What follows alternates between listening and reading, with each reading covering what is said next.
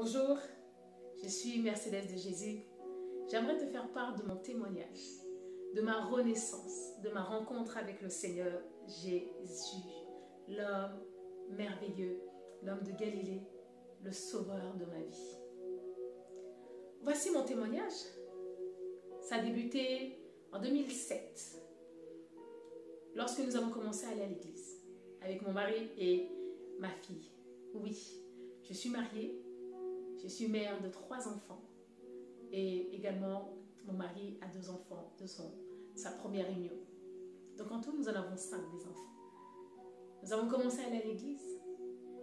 2008, juste avant notre mariage, nous avons été baptisés. Nous servions dans la chorale, mon mari était responsable de la chorale. Et donc je faisais partie de la chorale et je chantais. Mais bien aimé, aussi longtemps que je n'avais pas rencontré le Seigneur Jésus. Somme toute, j'ai été baptisée. Somme toute, je chantais. Et je n'avais pas rencontré le Seigneur. Alors je vivais énormément des aléas dans ma vie. J'avais beaucoup de hauts et des bas, beaucoup de chutes, beaucoup de rétrogradation, beaucoup de pleurs, beaucoup d'amertume. J'avais beaucoup. Vraiment. J'étais instable comme chrétienne. Instable dans ma vie familiale, instable dans ma vie de couple, instable dans ma vie professionnelle, instable dans ma vie sociale, instable en fait dans tous les domaines. Et ça devenait très lourd pour moi. Effectivement, je me posais vraiment des questions. Je me disais, est-ce que c'est possible de servir Dieu, de donner sa vie à Jésus et de vivre autant de situations critiques? Eh oui, je chantais, je louais le Seigneur, j'encadrais des chorales, j'exhortais la parole de Dieu. Mais ma vie n'était pas fondée sur Jésus-Christ. Je n'avais pas rencontré le Seigneur. C'est alors que, en 2017, nous avons renouvelé nos vœux de mariage avec mon mari. Et là, badaboum, tout se renverse. Je demande le divorce. Je me sépare de mon mari. Je brise tout. J'ai pris un autre appartement, je suis partie avec mes enfants. Il est resté de son côté. Et je suis retournée dans le monde. Bien aimé, je suis retournée dans le monde. J'ai commencé à vivre comme une véritable païenne. À fumer, à boire, à m'habiller de courtes tenues, à faire ce que j'avais déjà vomi. Oui. À boire comme pas possible. Et si Jésus n'avait pas accepté de venir à moi, je ne serais pas là en train de vous parler. Je ne serais pas en train de servir Jésus. C'est alors que nous sommes en 2020, premier confinement, au mois d'avril, mi-avril exactement. J'avais déjà entendu ce bruit, j'avais déjà entendu cet événement, mais je n'avais pas fait attention. Mais ce jour-là, c'était plus fort que tout. J'ai entendu toquer à ma porte. Je l'ai entendu en tout 3 fois. Les 2 premières fois, j'ai été regardée sur l'œil de Judas pour voir qui frappait à ma porte en pleine nuit. Puis je repartais me coucher. Mais ce jour-là, bien aimé, ça a frappé à ma porte. J'ai dit non, ça c'est le Seigneur. Oui, parce que j'avais la semence de la parole de Dieu en moi. Tout de même, j'avais la semence de la parole. Et je me suis souvenue de Samuel, du prophète Samuel, de la manière où Dieu l'a appelé. Et c'est exactement la manière où Dieu est venu à moi. J'ai entendu un toc-toc. J'ai sursauté de mon lit. Je me suis mise à genoux. Et j'ai dit non, Seigneur, ça, c'est toi. Les seules choses qui pouvaient sortir de mon visage, c'était des larmes. Des larmes parce que je prenais conscience que le roi des cieux me faisait une faveur. Je prenais conscience que le roi des cieux ne me jugeait pas. Je prenais conscience que le roi des cieux venait à moi bien-aimé dans le Seigneur. J'étais à genoux et je pleurais. Et j'ai dit, Seigneur, me voici. J'ai dit, Seigneur, me voici. Et ce que Dieu m'a dit, il m'a dit, j'ai mis un feu dans ta vie. J'ai mis un feu dans ton mari et tu préfères le laisser s'éteindre. Je ne pouvais pas parler à Dieu. Je pouvais simplement que pleurer. Les larmes chaudes de mon visage coulaient. Et je demandais pardon à Dieu. Je demandais simplement pardon à l'Éternel. Je disais, Seigneur, pardonne-moi. Seigneur, pardonne-moi. Seigneur, pardonne-moi. Je prenais conscience que j'étais loin. Je prenais conscience que je revenais de très loin. Je prenais surtout conscience de l'amour de Dieu pour ma vie. Je prenais conscience de l'amour d'un Dieu si grand pour ma simple personne. Je prenais conscience que Dieu m'aimait.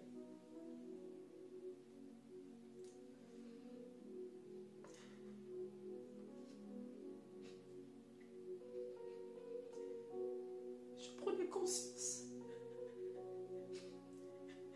que Jésus était vivant. Que ce n'était pas un mythe, que ce n'était pas des histoires.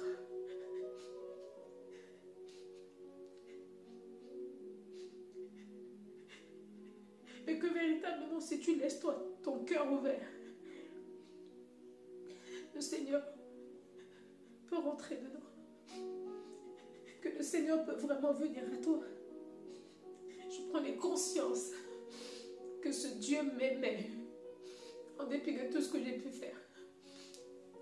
En dépit de tout ce que j'ai pu faire. Que Dieu m'aimait. Je prenais conscience de tout le mal que j'avais fait subir à mon mari. Je prenais conscience de tout le mal que je faisais subir à mes enfants. De ne pas avoir la présence de leur père. De ne pas vivre chaque jour avec leur père, se réveiller avec leur père, lui sauter dessus comme ils avaient l'habitude de faire. Je prenais conscience que j'avais mal marché. La seule chose qui pouvait sortir de moi, c'était pardonne-moi, Seigneur.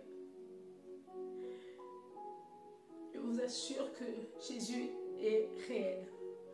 Et Jésus est vivant. C'est ainsi qu'il m'a dit, retourne au front. Et puis il me dit, recherche la vérité.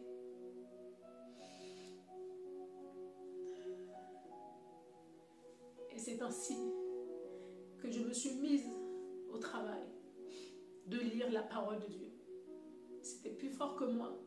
Je n'avais pas d'autre choix que de la lire parce que Dieu m'avait parlé. Lorsque Dieu parle, tu ne peux pas faire autrement, bien-aimé dans le Seigneur. Parce que c'est le Seigneur Jésus, c'est le maître de l'univers qui a parlé, c'est le maître de l'univers qui est venu vers moi. Je n'avais pas d'autre choix.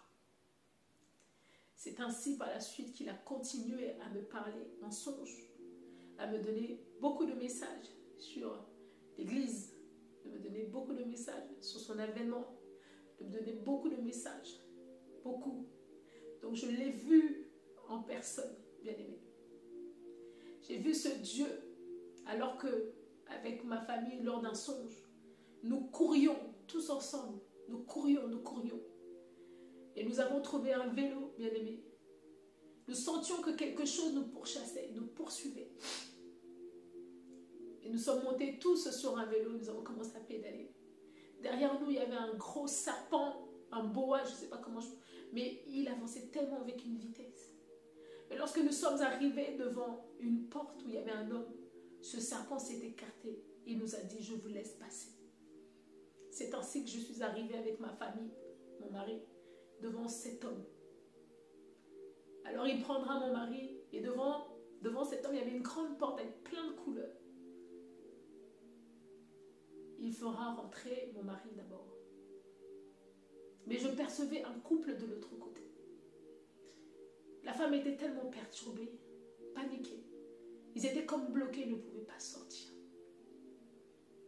Mais ce monsieur m'a gardé avec lui. L'atmosphère était tellement paisible. L'atmosphère était tellement douce.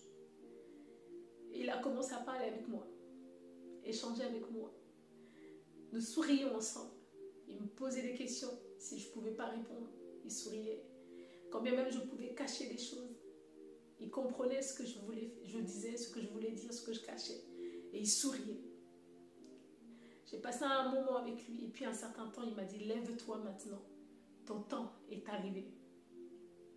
C'est ainsi qu'il m'a mis devant cette même porte par où mon mari est entré. Et puis il me dit, voici ta couleur de départ. Il me dit, ta couleur de départ sera le blanc. Et je lui dis, très bien. Si ma couleur de départ est le blanc, ça veut dire que ma couleur de sortie est également le blanc. Et il me dit, à 3 fois de reprise, ta couleur de départ sera le blanc. Pour me dire que tout dépend de ce que je vais y faire sur ce parcours. Parce que de la même manière, en fait, il faisait un code avant de rentrer dans cette porte. Il faisait un code, je vais vous donner un exemple. Par exemple, il commence par la couleur de départ, c'est le blanc. Après, il va passer par un vert, un jaune, un violet. Et lorsqu'il va falloir que tu ressortes, il faut que tu refasses le même code, mais en sens inverse. Il faut garder en fait le sens des couleurs. C'était terrible. Et beaucoup, en fait, n'arrivaient pas à ressortir parce qu'ils oubliaient le code. Et depuis que j'ai commencé, je suis revenue à servir Dieu. C'est aujourd'hui que le Seigneur m'a dit, tu fais un message. Il me disait, nouvelle naissance. Nouvelle naissance. Et puis, la phrase est venue en disant, la renaissance. Je suis comme, effectivement, je suis renée de mes cendres. Je suis née de nouveau. Et il m'a dit, retourne au front. Au front, c'est là où il y a des combats, et c'est là où on mène des combats. Ce n'est pas possible de travailler pour Dieu et de ne pas être blessé, de ne pas subir des chocs. Ce n'est pas possible. Dieu, lorsqu'il me dit, et lorsqu'il te dira aussi, va au front, c'est parce qu'il a déjà prévu le secours nécessaire. Il a déjà prévu que tu sois victorieux ou victorieuse. C'est là où tout a changé pour moi ce jour-là, du mois d'avril. Où le jour où il m'a parlé, de mes oreilles, je pouvais l'entendre. Je pouvais entendre Dieu. Et lorsque je l'ai vu en songe, bien aimé, Jésus m'est apparu comme un homme très simple. Comme un homme très simple. Il n'avait pas des ailes, il n'avait pas de vêtements blancs. Un homme très simple. Il m'a dit, lève-toi, ton temps est arrivé. C'est aujourd'hui, véritablement, que je fais le message officiellement, mon témoignage, pour vous raconter ce qui s'est passé. Dieu a tellement semé en moi, tellement de messages pour les pasteurs, pour des hommes de Dieu, des serviteurs de Dieu, pour l'Église, pour la femme, pour les couples. Tellement, tellement, je ne sais même pas par où commencer. Chaque jour, je demande son aide pour qu'il m'aide. Chaque jour, je demande l'aide du Saint-Esprit pour qu'il m'aide à faire sortir ce qu'il m'a donné parce que c'est tellement lourd, il y en a tellement que je ne sais même pas des fois par où commencer. Mais je sais que le Saint-Esprit est réel et qu'il va m'aider à vous donner tout ce que la Trinité divine a mis en moi. Je veux dire à quelqu'un, n'attends pas que ça soit trop tard.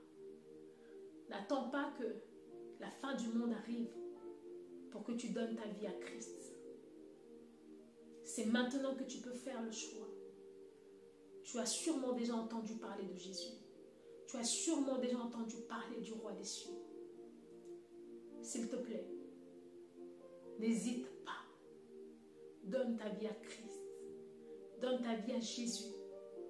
Il est vraiment réel car je l'ai vu. Il a fallu que je passe par des moments difficiles. Mais il n'est pas obligatoire de passer par des moments difficiles, de l'impudicité, de l'infidélité, de péché, de vol, de boisson, de fumée pour rencontrer Christ. Ce n'est pas une obligation. Tu peux vraiment décider à tout moment de l'accepter et de dire Jésus, je veux aussi te connaître. Je veux aussi te voir. Je veux aussi te servir. Il va venir à toi. Il va venir à toi. Voilà. Aujourd'hui, je m'appelle Mercedes de Jésus. Parce que je porte tellement de messages pour l'univers. Et pour la nation, ma nation, la France, le Congo, l'Afrique, le monde. Pour le peuple du Seigneur. Voilà mon témoignage. D'autres messages viendront. Je suis une servante de Dieu aujourd'hui. Je suis née de nouveau. J'ai rencontré le Maître. J'ai rencontré Jésus. Et tout a changé pour moi. Je ne vois plus les choses comme avant. Je ne ressens plus les choses comme avant. Mais je l'ai fait parce que le Saint-Esprit dicte. Voilà, une servante de Dieu qui s'appelle Mercedes de Jésus est entrée dans l'histoire. Soyez bénis. Le temps du réveil est là. Et peu importe le visage qu'il a, le Seigneur a son pied sur la terre. Laissez-moi vous dire, le Seigneur a son pied sur la terre. Il est déjà là. Nous devons gagner un maximum. Peu importe leur apparence. Peu importe leur dire. Peu importe leur façon. Nous devons aller. La moisson est grande. Nous devons aller les chercher. Nous devons aller les chercher. Arrêtons de voir que le royaume des cieux, ce n'est que pour des gens qui ont une telle ou telle apparence. Non. Jésus-Christ a payé le prix pour le monde. Jésus-Christ, Dieu lui a envoyé pour que nous soyons sauvés, pas pour que nous périssions. Le temps est arrivé. Travaillons pour Dieu. Pour ceux qui travaillent, continuez. Pour ceux qui ne travaillent pas encore, levons-nous et allons-y. Je m'appelle Mercedes de Jésus et je suis une servante de Dieu. Je vous aime infiniment au nom de Jésus-Christ. C'était mon témoignage. Donnez vos vies à Christ. Amen.